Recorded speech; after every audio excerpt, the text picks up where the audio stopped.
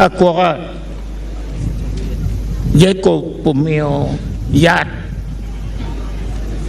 ama en ubil keribarakan waktu yang yeo babal ko pikwanyo yat ya awara dong utero ako siya atin dong goro ako gire ko ngat mio yat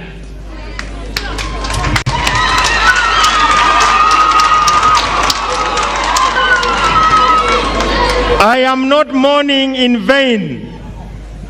I want to state clearly, Jacob was poisoned. He told me, and he was operated. Doctors attempted to deal with the poison. The poison affected his health so badly. By the time he was flown out for treatment, he was not in a position to recover. He was too weak.